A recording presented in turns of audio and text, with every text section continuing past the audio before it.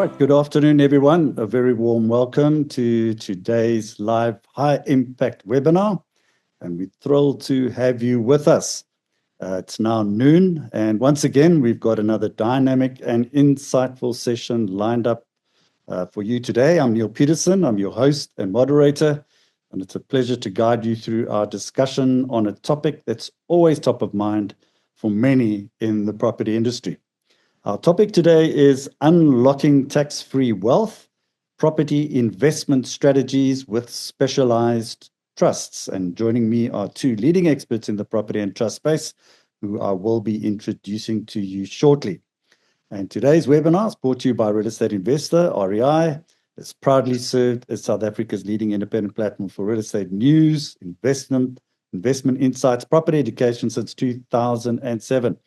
And through our award-winning monthly magazine, Real Estate Investor Mag, our digital platform, rei.co.za, our weekly live and virtual events. So we're on a mission to empower investors, homeowners, landlords, and property professionals with the knowledge they need to succeed. Quick reminders, recording access. If you've registered, no worries. You'll receive a link to the full webinar recording shortly after the event, and it'll also be available on our homepage at rei.co.za. Q&As, so we want the session to be as interactive as possible, so feel free to submit your questions anytime via the Q&A box in the bottom right-hand side of your screen, and we'll get to as many questions as we can during the dedicated Q&A segment at the end. So don't forget to post those questions. So let's move on to today's session, which is unlocking tax-free wealth property investment strategies with specialized trust. It's a must for any investor looking to protect, grow, and pass on wealth more efficiently, especially in today's shifting property and economic landscape. And with the rise in immigration, increasing rental demand, and potential for interest rate cuts, 2025 offers significant opportunities for property investors. But how you structure your investment matters more than ever. And that's where specialized trusts come in. And joining us today are two industry-leading experts. First of all, we have Kurt Coetzee. He's the founder and CEO of the Wealth Masters Club and one of South Africa's most respected voices in trust-based wealth creation. So, Kurt, will you introduce yourself, please? Yeah, thank you. Thank you very much, Neil. And all the guys. Yes, I think many of you already know me. I hope it's for good reasons. But yes, I'm excited to be here. We started a club way back in 1996 was actually the first version. So yes, we are still here. We are strong, big club, a lot of members all over the world. Thank you very much. Wonderful. Great having you, Kurt. Secondly, we have Emil Grobelaar. He's the head of property investment at Destinata Properties, practical experience helping investors structure profitable property portfolios using trusts. So, Emil, do you want to introduce yourself to the audience, please? Hello, Neil. Hello, everybody.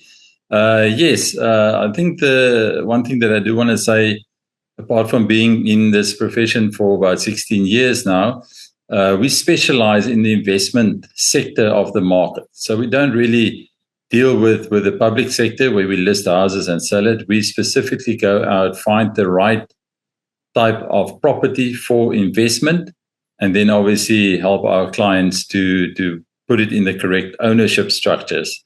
So that is what differentiates us from other real estate agents.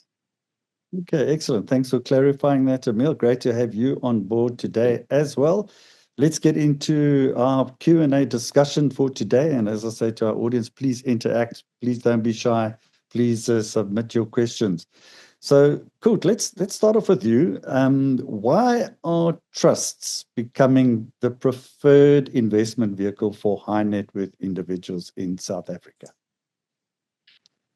Neil, yes, I think I just have to point out right here in the beginning of our conversation today that I'm talking about TTS trust when I talk about trust. TTS trust, TTS stands for Treasury Trust Services. It is a specialized trust, as you quite rightly said. And we developed it over many years, more than 30 years now, that we are developing it, improving it all the time, every year, every month. About there is always something happening. So the trust, the ordinary trust in South Africa, the ones that are not specialized trusts, special for something specific, they're actually not even worth the paper they are written on. So to buy with such a trust is not going to help you a lot. But if it is a TTS trust, yes, then there are many, many reasons why you should invest in it. In short, what it is, a TTS trust is a specialized inter-vivos discretionary trust. Let me explain that quickly. Inter-vivos means you are setting it up while you're alive. Discretionary means that all benefits paid from it is at the discretion of the trustees of the trust. So nobody has any rights to it. No beneficiaries have rights. It's discretionary, which is very important. But anyways, let's carry on. Not talk too long about it. But TTS trusts are the only way to make sure your wealth is moving cost-free and tax-free to your children or family after you passed away. It's generational wealth. Most trusts in South Africa cannot do that. The creditors and the executors of your deceased estate one day will zoom in on all those assets.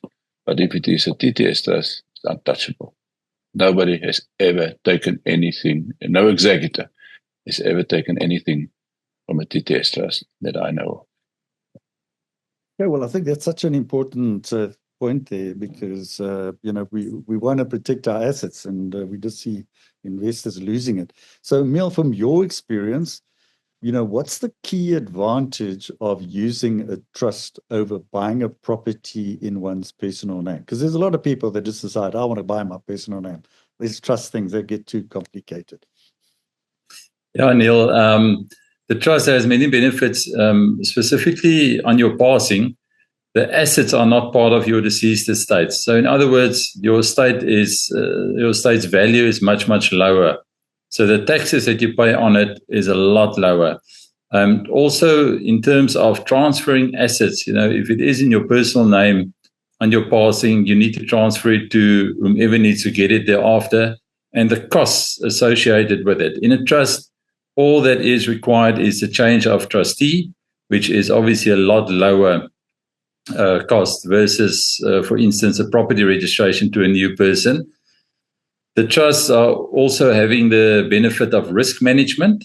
Your personal risk is removed from your assets because it is in trust.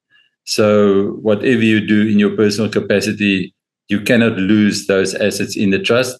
And then further on, in terms of tax benefits in a trust while you are still alive, we can make profits tax-free through a trust and the structures that we build up with it. And then also, you can build up taxable losses in a trust. If you look at companies, at some other point, SARS will ask questions. Why is this company making a loss year after year? And they will obviously audit the company. But in a trust, you can continue and do that for many, many years. If SARS is happy with whatever you explain to them in a company why you have these losses year after year, they might even ring fence those losses and you lose it. But in a trust, you can build up taxable losses for a long period of time. Lots of advantages. So for new investors that are new to trusts, how should they structure their first property purchase within a trust to maximize tax efficiency? Yes. Neil, you see that it differs a lot from person to person. But the easiest way, obviously, is to work with professionals like the Destinata group of companies, which, by the way, I think is probably the only real property trust specialist in South Africa, because it's all that we do. It's all that they do, Destinata group. They don't do anything else. They don't do deceased estates, for example. They specialize in the trust that they operate. And if it is like that, then it's actually very simple. Your first step is just get the trust registered, the right trust, and which is then your new trust, and then buy the property directly in that trust. Buying the property in a trust is not more difficult than buying a property in your name. Many people think, it's too difficult to buy in a trust. It's not. Sometimes when they get to the bank and apply for a bond mortgage in the trust, and trust is buying the property, then some bank officials will tell them that, no, we don't do financing for trust, which is nonsense. They do it. They like it, actually. But the ordinary people at the banks, if I can call them, the people at the desk, they don't know how to operate it. So that is why when you work with a professional, like one of our bond originators, for example, they know how to approach the bank. And over the years, they developed a line, if you can call it, a line of communication with the right people directly in the first place to get the trust. So yes, just go on the consultations and start operating. It's very easy, very simple. I could just say at this stage that we have a complete online course where we teach all aspects of buying property in a TTS trust. Good. If you could maybe just elaborate on why people should buy in a trust versus a company, because we see some people come up with different options, different types of structures, and you have something like a holding company, and then the holding company owns another company, and then obviously the shares of that company is held by a trust. What are your thoughts around that? Because there's a whole lot of different methods, and I think, as you said right up front, it depends on yourself. It depends on the individual, which I think is a valid point. So just your comments around that, about the different and the alternative structures. Yes. I think the tax advantage that you have when you buy directly in a trust instead of a company is already enough reason to buy in a trust. In a trust, it is very easy to make the full income of a trust 100% tax-free. We do it every year for thousands of clients. So, and Sars knows exactly what we do. So there's nothing strange about it. But if you buy the property in a company, then there's no way that you will get the profits that you make on that one, the income, even capital gain. There's no way you can get it tax-free. It will be illegal if you do. We can make it a bit less than the normal company tax and so on, but you do not have that 100% advantage that you have with the TTS trust. So yes, the only way to get money out of a company is by way of a salary, a dividend, a loan, or a fringe benefit. All of these are heavily taxed. In contrast with the TTS trust, all distributions to beneficiaries are tax-free. So yes, that is the third. If I can give you a few more, the third reason. I have actually about 7 reasons. So the third reason is, in a company, the directors and shareholders are always responsible for the debt of the company, regardless of whether they sign surety or not. It is just how it is. It is the Companies Act of South Africa. In a TTS trust, trustees are only responsible for debt on which they personally sign surety. If they did not sign surety, then they are not in their person liable for any debt of the trust. Companies are the other way around. Fourth reason, companies are regulated by CIPC, a government-controlled organization. TTS trusts are regulated by the Master of the High Court, a judiciary-controlled entity. The judiciary is independent from government. That is very important, as you will see now. Okay, property expropriation, with or without compensation, can be done with personally or company-owned properties without the owner's consent. It's a lot easier to expropriate company-owned and personal-owned properties. So yes, when expropriation then start, they will go for the low-hanging fruit. So you and me must just make sure that our fruit is not low-hanging. So it will be very difficult to expropriate the land of trust. As far as I know, and I checked again with my trust lawyers before the webinar today, no land in trust was ever expropriated without consent of all the trustees of the trust in South Africa. We are not aware of a single one that was expropriated without the consent of trustees. If the trustees agree, yes, then it can happen, but it will be an affair, market value, and all that stuff. Company laws can change by government. They're changed by government whenever they want. But trust laws can only be changed by the judiciary. And thanks to the power of the Inkonyama Trust of Zululand, it's very unlikely to ever happen. There were commissions appointed in the past to try to change the trust law, was stopped. The Inkonyama Trust, with 2.8 million hectares of land, is the biggest property trust in South Africa. No, right.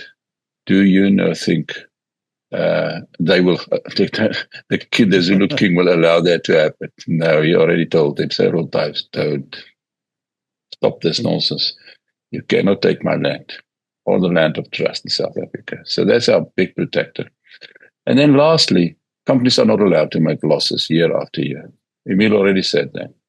And they are not allowed to accumulate losses indefinitely, companies. But the trust, you can. So you have the loss if you in a company. If you're not using it now, then it is going to be lost eventually. In a trust, it will never be lost. You can accumulate all the losses in the beginning. Doesn't matter if you make losses. Right. Creating bank finance cost-free losses through refinancing in a trust is one of our top tax saving and property multiplier strategies. We deliberately create these cost-free losses. We know how to do that. Yes, it is. I'm always a bit harsh. People get irritated by it, but I'm going to say it again. They don't like it when I use the word that I'm going to use now. It is stupid to buy a property in a company. Even if the shares of the company belongs to a trust, you don't have the same benefits that buying directly in the right trust, the TTS trust. Interesting. That's it. And I think you clarified that very, very nicely. And I think one of the other things we could add to that is that if they do want to expropriate the property, you're going to have to fight it in the High Court, not in the Magistrate Court, which also makes the process very expensive and restrictive to be able to seize those assets as well. So exactly. If I could add something to that, Neil, our biggest protector. I said, no, Zulu King and so on. Yes, he's on our side. I like it. The biggest property trust in South Africa. But the biggest protector actually is the the Supreme Master. The Master of the Court, and who's reporting directly to the Chief Justice. So you can say the Chief Justice is actually the protector of our trusts. Like in England, for example, it is the King. The King is the protector. All trusts are registered with the King's office. Yeah, all trusts are registered with the Supreme Justice, the Hoofregter. It is registered with his master of the court. Interesting. Yeah, no, but that's great. So let's elaborate a little bit more on tax-free income and wealth protection, Emil. I want to bring you in here, and also, in fact, this is a question for both of you. It's not only for you, Emil, but let's start off with you, Emil. Can you walk us through how specialized trust can be used to legally generate tax-free income? Yeah, Neil, we have different trusts for different purposes. And the combination of the structure that we put together in terms of the different trusts allows us to get rid of tax. So the property trust is there obviously to grow and manage the portfolio. But once we generate profits there, then we have another tax trust where we get rid of the tax on those profits. So it's actually a combination of the different types of trusts that we have from TTS that we use for this tax benefits of trusts. Okay. You want to add to that, Kurt? Yes, I can add to that. We have another specialized trust to make all the profits of a trust tax-free. We call it the Sunshine Trust. So the Sunshine Trust is written in a different way than a property trust. Remember, the value or the power of a trust lies in the wording of the trust deed. And that is what we specialize in, the right wording. We, for example, follow all court cases in South Africa where a trust is involved, because a judgment on such a case is new trust law. And that is the problem with most people who are setting up trust for clients in South Africa. It is not what they specialize in. You know, an accountant can do it for you. You can do it actually yourself, but it is not going to be worth the paper it is written on. So yes, one of the big benefits, if the trust deed is written correctly, is that we can, for example, I'm going to give you a small example of how we make it tax-free. If you distribute any money that you distribute to your children, for example, say, for example, like I give my child 80,000 rand from the trust now. That is now for study fees or whatever. So it's not that they get it in their pocket or something like that, but it is spent on a beneficiary. The children are beneficiaries of the Sunshine Trust. Now, if it is 80,000 that I move over to that for that cost, to the Sunshine Trust to pay for the cost, then it falls within the child's threshold, tax threshold. You only start paying tax when you earn more than 87,000 rand per annum. I think it is now 95,000. But anyways, that is what is happening. So the only problem is you run out of children eventually to make all these things tax-free. And the children are not getting the money. It's just book entries that I'm talking about. This when you buy food for the children, it is it's tax-free, the money that you use for their clothing, anything, all the benefits that they get. So yes, you run out of benefits. Now in the Sunshine Trust, we have a way to get more beneficiaries for the trust. Beneficiaries who do not have rights. Beneficiaries don't have rights except for when they receive the benefit. The moment that they receive a benefit from a trust, then they have a right to information in that trust. Not to the assets, but to information. So that's why we do it with a separate trust. We don't want the children, some of them might not be so friendly with us or whatever, but we don't want them to know all the financials and so on. They will see it when I pass away. But I can make a long story of this now. But in short, yes, we can make it 100% tax-free with the Sunshine Trust. Excellent. No, look, I think you clarified that very well. And you also touched on, Kurt, on the long-term benefits in terms of estate planning, because we've seen now in South Africa, the majority of people don't have a will. And, we see these will companies come up and, that kind of stuff. So obviously they're trying to convert people, put in your own name, let's set up a will. So tell us, how does estate planning fit into the trust conversation, and what are the long-term benefits for families? Yeah. You see, the will is not solving the problem. The will is just moving the problem from the left pocket to the right pocket. That's all. Because whatever you write in that will, that let's say, for example, this child will get the house that is in your personal name, and he will get the house. Yes, he will get the house after 25% estate duty is deducted, after 50% capital gains tax or whatever is deducted, and all those things. Eventually, there's nothing left. So at the end, they move what is left of your deceased estate according to the will. So then it is peanuts. If it worked, then people would have controlled today the assets of their forefathers, which is not the case. It is not happening in South Africa. We are not controlling the assets of your forefathers. It's very unlikely that you will ever get all the assets of your forefathers. Some people will inherit a small amount of the original wealth, because the original wealth is gone. Or there are just too many costs, too many taxes and stuff in the deceased estate. So yes, a trust structure, the right trust structure, the TTS trust structure, replaces the will to a great extent. You will still have a will, which we do for our clients also with the trust structures. But the will is now reduced, you can say, to a one-pager document, more or less. It is just whatever we forgot to put in the trust will be inherited by so and so and so. That's all. It's actually the trust. It will go to the trust. It will be inherited by the trust. So in case you forgot to put your laptop, or to buy your laptop with the trust money, then, or rather put it in the trust afterwards, that laptop then, for example, is a silly example, but that laptop then will be inherited by the trust. And your children are actually beneficiaries of the trust. So the beneficiaries of the will, they are still the beneficiaries, but we call them now beneficiaries of the trust, not of the will. The will the family trust, but basically, will be the only beneficiary of the in a will, normal will. Okay, thanks for clarifying that, Emile. I want to come back to you in terms of mistakes. What mistakes do you see property investors, what do they make when they set up trust for property? I mean, what are those errors? Especially those trying to reduce taxes. What do you see? Yeah.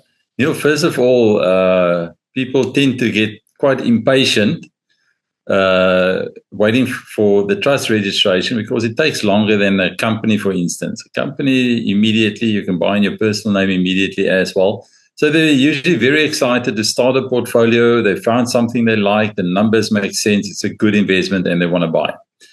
So then we need to do the trust registration first, which can be sometimes very, very long. It all depends on the master's office. At this point in time, we were very lucky. It is only a few weeks, but sometimes it can be frustrating, and then they get impatient. They want to buy. Usually at that point, I tell my clients, do not be concerned, because the chance of missing the opportunity is very, very slim, because our developments that we list, we have a good relationship with those developers, and they usually allow us time. But the most important is that there will be more opportunities. Even if you miss this one, we always get opportunities, and there will be something that you will want to buy. And then the second thing is that they not continue putting up the whole structure. As I mentioned previously, we have different types of trusts for different purposes. So instead of putting the whole structure together, they only do, for instance, the property trust, but then we don't have the family trust for the rest of the assets, or perhaps the other sunshine trust, perhaps for the tax purposes, and they don't set it up.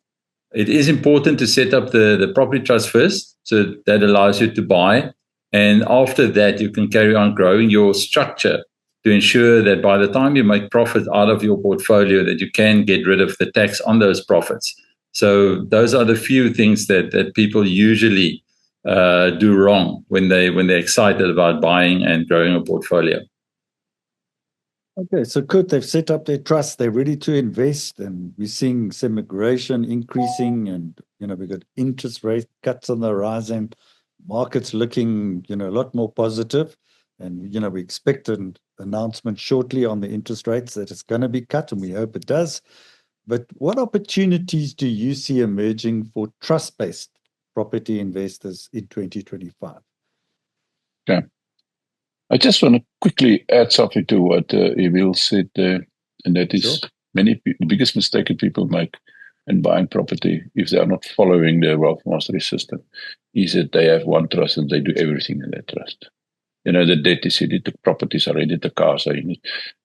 Even the cars that they owe money on is in it. If you do that, then actually for all practical purpose, you don't have a trust. It is that typical thing again, as I already said, you move the problem from the left pocket to the right pocket. So yes, you need that structure, as Emil said. Okay, coming back to your question now. Cape Town, I suppose you know that. Cape Town is the number one holiday destination in the world. So, and it is not a once-off thing. The Telegraph newspaper in London, they do a survey every year amongst all the international, the big traveling agencies and so on.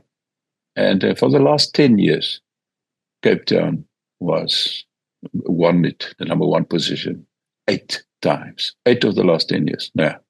Now, at the moment as it stands, it is number one again this year.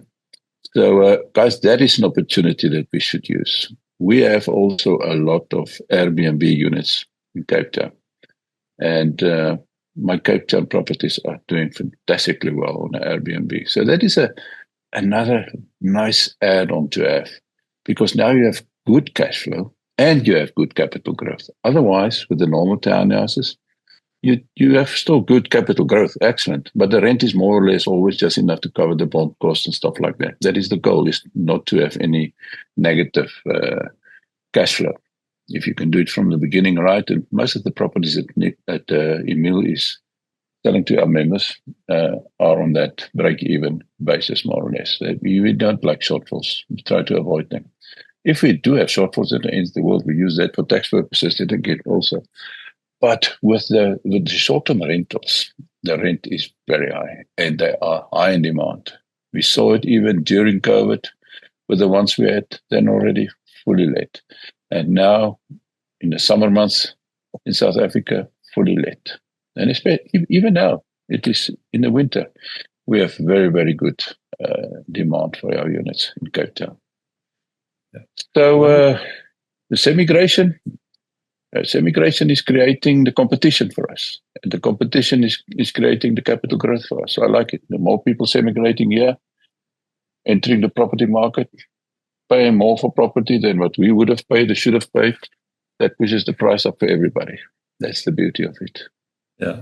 And Neil, capital growth. Sorry, Kurt, if I can add something to that, in terms of owning those properties in trust, is the longevity that a trust provides.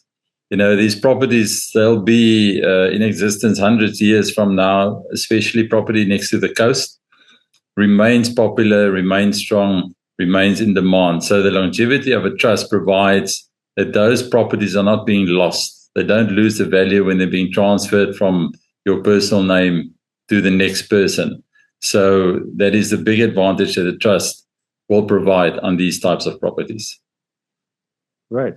And I think this is really an exciting discussion. I can see the audience is starting to ask lots of questions, and there's some really good questions. We will get it to your questions to the audience at the end. So just hold on over here. So let's talk about property types. Which ones work better when held in trust? I mean, we can talk about obviously sectional title. We can talk about student housing, lifestyle town, coastal immigration. Who would like to share? Emil, do you want to have a crack at that first? Yeah. In terms of the property, you're dealing with the properties on your side? Mm-hmm. Yes, definitely. Neil, we do in two types of properties, i.e. we have two types of trust for property then as well. And the one is the provider type property, which is providing profit. Profit is obviously taxable. And then we have the refinance trust or the refinance type of property where we focus on high capital growth areas and new developments where the growth of the property is higher than a second-hand property. So rental demand, doesn't matter if you're looking at cash flow properties or refinance type property, rental demand is what we want. So at this point in time, in terms of long-term rental, your two-bedroom, either townhouse or apartment is still the strongest sector of the market where the rental demand is. So we focus on those types of properties in the good areas, obviously. And then, like Kurt mentioned, the Airbnb type properties, that provides a lot of cash flow because the rental income, especially in Cape Town, is just beyond imagination. So those properties, once again, need to be in the right areas. I know that there is a strong demand in terms of Airbnb in Durban, KZN, as well as Gauteng, but not as strong as in the Western Cape. So those type of properties need to be in the right area to ensure that you get that elevated income. Great. Excellent. I don't know if you wanted to also add anything to that, Kurt, just on the opportunities side. Yes. I would love to. The two-bedroom townhouses, as Emil said, insecurity estates, and then people must try to specialize. If you can specialize, then you have an edge, you have an advantage above the rest, the other investors. And that is, for example, you're a professor in a local university, then you understand students, and few people do. So you have a definite advantage there. You cater for students. You buy student units, Stellenbosch and so on. They are doing fantastically well. Or you have a factory yourself, or you know about blue-collar workers, what they want and so on. Then we buy even close to factories. Many people cannot get their minds around that. But for example, we have many properties in Blackheath in Cape Town, and it is a very nice industrial area. And the factories on the one side of the street, and on the other side of the street, very nice housing complexes. So yes, excellent. Again, so look at stuff like that, close to beaches, close to hospitals. That's one of my favorites, by the way. It's always buy close to a hospital, and if you can, or if there's a hospital nearby, it's a huge benefit. For example, my units in close to the hospitals performed excellently well during COVID. No problem. Actually, the demand during COVID was higher for my units than it was otherwise. I mean, if you think about it, nursing industry was the only performing industry in the COVID period. So yes, things like that, you must try to specialize. Try it. Otherwise, little things like close to public transport places, the bus stops and stations of the intercity bus services and the Gautrain in Gauteng. If you are close to things like that, then you have a better capital growth and a higher rental demand than if it is just a random property. Point is, just to summarize, don't go for the properties who are the cheapest. They are normally the cheapest or because they are not in the right areas. Something's wrong in the area. That's why they are so cheap. So if you are in the right area, then price is actually not a big thing that you should be too concerned about. Even if you do have a shortfall in the beginning because of the high price, it is better to have than having a cheapie where there's no capital growth. Yeah, thanks for that. Emil, how should investors go about finding the right trustees and ensuring the trust is managed professionally? Well, Neil, the most important thing there is use professionals for the job. Doesn't matter in life, really. If you want something done, use the professionals. So the independent trustee is a very important party to a trust. So make sure when you do register a trust that a professional is the independent trustee. And I don't mean professional by way of your accountant. He's in a professional profession, but he's your accountant or your business accountant or your trust accountant. So in effect, he's not independent. At TTS, we have lawyers that serve as representative of TTS. So TTS is the company that is your independent trustee. So you can never actually become friends with this company. So the court won't see it as just an extension of yourself. It's your friend whom you pay money and they will just do and say as you wish. That is not the case. With TTS being a company, they're truly independent, and with our representatives of TTS, they are all lawyers specializing in trust law, and they stay on top of any court judgments, which becomes law. So it's very important to have the right person as your independent trustee on a trust. Thanks for that. Good. So what are some of the most common pitfalls, misconceptions around trusts and property investing that you see, and how can they be avoided? Two. The most important was tax rate of trust, one problem, or the one pitfall, and the other one is what can I call it? The cost of a trust. Okay, let's talk about it. Let's talk about the cost of a trust first. People think that it's very expensive to have a trust. The annual cost is higher. So no, the setup cost is higher than it is, for example, to set up a company. That's true. It costs more to set up a trust.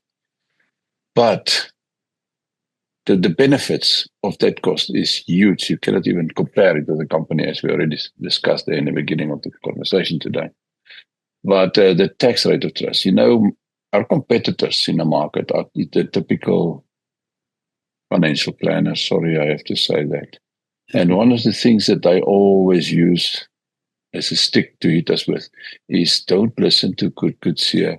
He didn't tell you that the trust pays 45% tax from Rand 1. No sliding scale like with an individual. No lower tax like with a company. It is 45%. That's very true. But it is 45% that we make 100% tax-free. Then it is better than anything else. So it is just purely academic, the fact that the official tax rate of a trust is 45%. So if we are not moving the money to the Sunshine Trust and apply the conduit principle of trust there, then yes, it will be 45%. But we never pay 45%. And SARS knows exactly what we do. They have no problem with what we do. If I had to do it hush, silently, then there's something wrong with that. So stay away from creative accountants that don't know how to do it. You cannot hide stuff from SARS. That is the first thing. Is we declare everything, but then we apply the SARS methods to make it tax free, and they know exactly what we do. So yes, I think that answers the thing. Those two pitfalls. Absolutely. Yes. Cost. Oh yeah, cost. But I must say cost. So Neil, sorry, man. No, I must say the cost. Why the cost is lower? A company, for example, needs an auditor. A trust doesn't need an auditor. The trust law says it can be a bookkeeper. A trust doesn't have to be audited every year like a company. And that is saving a lot of costs. A bookkeeper is a lot cheaper than an auditor. Okay. Absolutely. No, definitely. So I think two very important points. I know sometimes some people who have a property in a trust, because there is, you mentioned, I think it was 45%. And if they're forced to sell, is there a way that they could possibly avoid that if they are in a position where they might have to sell that property, or would they be liable for that 45% tax rate? No, not. Oh, sorry. Did you ask Emil? Yeah. Emil, I mean, well, either one of you. Yeah, Go for it, they do sell. Obviously, it's capital gains tax that's applicable. So a company and a trust pays a higher rate of capital gains tax. But once again, the capital gains can be distributed to a beneficiary, and the tax liability travels with it. So you will only be paying what you would have paid if the property was owned in your personal name. Yeah. Which comes down to 18%. Yeah, so in a trust, we can make the capital gains tax and all kinds of taxes. We can make it free. Yeah, all of it. The conduit principle of trust is very, very strong. And that's the one that we use. We can distribute, as Emil said, capital gain, and we can distribute profits. No problem. Okay, great. So for someone just starting, what are the first 3 steps they should take to begin investing through a trust safely and effectively? Emil, do you want to go first? And good, you can also add to that. No, good. I think you must start because we need to start there. Come to my seminar. I'm the last one in line, always. The structure needs to be set up, and then they end up with me. Yeah. I think one of the biggest things is people are not 100% aware of the fact that you can make money with other people's money. And I always start my seminars with that. Is that we are using OPM, OPS, and OPT. So, and that is not something that all people get their minds around. They cannot understand, how do you make money with other people's money? Okay, just, as I say, it is the mortgage. We use the bank's money to buy the property. But the capital growth, if the capital growth next year is going to be 10%, then it is on your deposit, 200,000 on a R1 million property. That's what the townhouses go for about. So you pay 200,000 deposit, and you have an 800,000 rand bond, which is paid more or less in full most of the time by the tenant. So it costs you nothing. That is, the tenant's money is also part of the other people's money that we are using. So yes, that is the one thing. And then people think to make money, you have to make profit. No, that is the wrong way to try and make money. You know, there's a saying that says, money buys the whiskey. There's no saying that says profit buys anything. Profit pays the tax man, that's all. So you don't have to make profit. It's one of the big ways how we also avoid tax is with capital growth. We refinance our properties regularly, every few years. We refinance them, so we increase the bonds. And that is going against everything that our parents taught us. That is increasing the debt.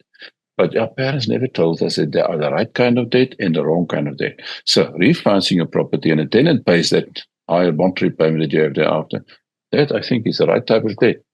So that is what we use to make money. Now that is a mindset shift to get that to get that debt, good debt and wrong debt kind of thing, to get your mind around that and to accept that. If you start making money on capital, then you make a lot more than what you would have made on profit. And it's a lot easier also to manage. And capital gains can be also worked away by the conduit principle to a zero tax. Excellent. Yeah.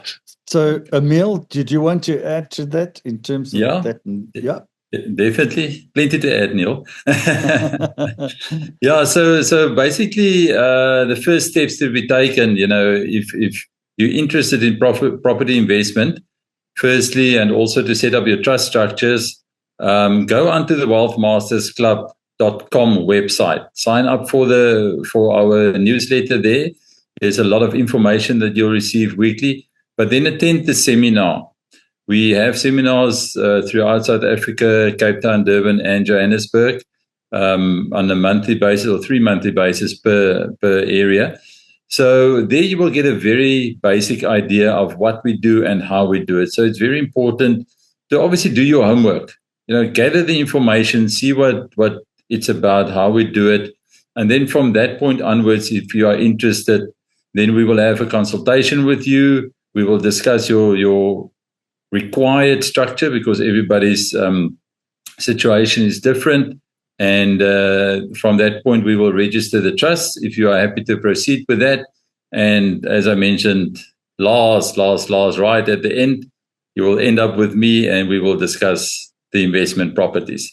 So those are the basic steps that you can take to start your journey on a property portfolio. Excellent. So, Kurt, I just want to ask you one question before we get into the Q&A, and I think we've got two very good questions here from the audience, and there's still more than 60 odd people here, so I think, let's see whether we can, first of all, just talk about how investors can balance the need for control with the legal structure of a trust. Your thoughts around that? Yes. Many people would like to be in control, but that is the one thing about trust. You cannot be seen as controlling it. Actually, you still control it, but you cannot be seen as controlling it. You must have, in terms of the trust law, you must have that independent trustee. That's law. So that's not even an option. And the law is very clear on what an independent trustee is. Emil already touched on it, but just to put it in layman's terms, it cannot be a friend, cannot be your family member, your brother, to be an independent trustee on your trust. It cannot be your accountant. It cannot be your attorney. It cannot be anybody who is providing services, other services to you or to your trust. So that is why we set up that company, Treasury Trust Services, to be your independent. The company is your independent trustee, and the company is not providing any other services to you than just to be your independent trustee. And what the independent trustee does is they make sure that everything happening in a trust is done legally correctly. They are not beneficiaries of the trust. The independent is not a beneficiary of the trust. You and your family will be the beneficiaries of the trust. It's your choice. You choose who you would like to make beneficiaries of the trust. But when it comes to decision taking, then you can say the independent trustee will play a referee. So, for example, you and your spouse are both trustees on your family trust with the independent, right? So when you would like to buy a new car, you and your spouse talk about it, agree, and there you buy it. That's all. The independent is just monitoring the situation. If you and your spouse cannot see eye to eye anymore for whatever reason, on the brink of a divorce or something like that, then the independent trustee's role is changing to a bit of a referee, making sure you're not killing each other and making sure that the decisions that you take, guiding you actually to the right decision. That's why I also say always that a trust is the best letter of divorce. Set up in good times and in bad times, it will still work, because the trust law says trustees must act jointly. So whatever you and your spouse or the other trustees, except now for the independent, whatever you guys decided, it must be a joint decision. So you will have to debate it. It does not work on a majority basis. And then the independent trustee will just then approve whatever you decided. So actually, to come back to your question, the control is still in your hands. Okay, you'll have to discuss it with your spouse and so on, which is the right way to do it. That is also making sure it is a legacy that you're going to leave later, instead of breaking up everything. We have so many clients already know over the years that we've seen all kinds of situations already, divorces, or just people who don't want to divorce, but they cannot see eye to eye and so on. Then that is where the value of the independent trustee is coming in. At the end of the day, everybody is happy, and you are still in control. There's so many benefits for trusts, and I think I encourage the audience to reach out to Emil Kurt and to actually have an appointment with them and to discuss your needs. But yeah, we've got two very good questions. One is from Chepu, and Chepu is asked, how can I move my properties registered in a company into a trust like a sunshine trust without incurring high costs? And secondly to that, can asset for share clause be applied? Kurt, would you want to answer that one? Yes. Moving them into a trust, properties in your company, is a sale process. The trust is buying it. A trust is an independent thing. You could say it's a legal life on its own. It has trustees and it has beneficiaries. It does not have shareholders. So the easiest way to move a property into a trust will be to sell the shares to the trust. But even if you sell the shares to the trust, then capital gains as well as transfer duties and stuff like that will apply. Yeah. So there's no way that we can avoid that. Transfer duty will always be there when the trust buys the property. So that is, we have ways to reduce that transfer duty considerably. First of all, we try to keep the price as low as possible that we sell it to. So the SARS wants you to get at least 3 quotations of valuations from estate agents on a property. So you try to get it as low as possible, but it must be legal. It must be on their letterhead, and estate agents get it. But you tell them, for example, it's not for sale purposes, it's just to move to a trust. So please take your commission portion off and stuff like that. So they just give a pure valuation on a property. So then by doing that, we reduce the transfer duty now already a bit. If it is not enough, then we have 2 other options. We can register a usufruct on the property first, and then we can reduce the transfer duty to 75% on average. So that's a big one, usufruct, and it's not expensive to register a usufruct on a trust. But it's very technical, so I'm not going to go into that now. But just for the attorneys listening, you will know what the bare dominium is in usufruct. So actually, at the end of the day, you only sell the bare dominium, which is about 10% of the value of the property. But and then you pay only transfer duty on that portion. Okay, so that is the one way. The other one is with an ALA transaction. ALA stands for Alienation of Land Act. So we use that quite often. That is a very popular one. Also to buy houses from people in financial distress and so on.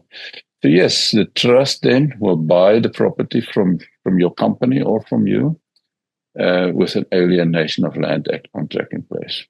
So what it says is that all the capital growth of the trust from that moment is yours. The existing stays the seller's.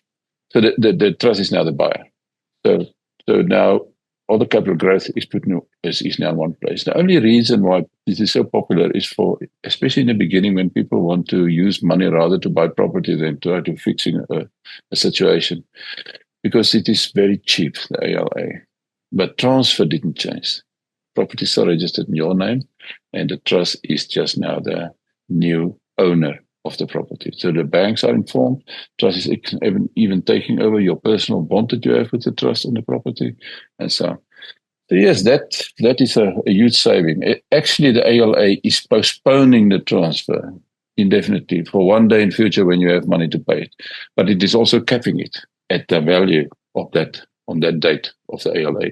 So 20 years later, you transfer now the property, the rest of the property to the trust. Then that value is so small that you will pay so little transfer duty, if any. It's because it was capped years ago. Hope that answers your question. Absolutely. Chepu, I think you must reach out to Wealth Masters Club or Destinata, and they will certainly help you to do that. So if I could recommend that. And I think it's a very good question, Chepu, and one which people, which we regularly get, but we need to understand we already own a property in a different entity, and how do we do that? So nicely clarified there by Kurt. So one more question before, I cannot believe where the time has gone. It's from Abulali, and it says, is it possible to set up a trust if you have no beneficiaries yet? I'm single, no kids yet. Is there some kind of trust that could be suitable for this kind of situation?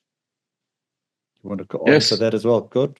Yeah, you don't have to. There's no need that you must have children for a trust. No, it is, you set the trust up. You are a trustee of the trust. You are also a beneficiary of the trust. And maybe you have a cousin or two that you want to make beneficiaries. You can make them Or beneficiaries, parents. especially Parents. pardon? Yeah, your parents. parents and Your siblings. parents. Yeah. And Yes, siblings yes. can be beneficiaries. Parents especially. Thank you very much for that one. The threshold for elderly people older than 65 is something like 140,000 rand.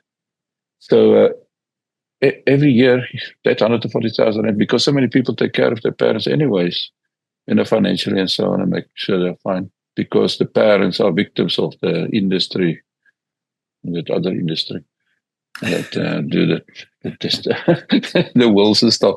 But anyway, so let me take care of them. Now we can at least get the benefit of their tax threshold.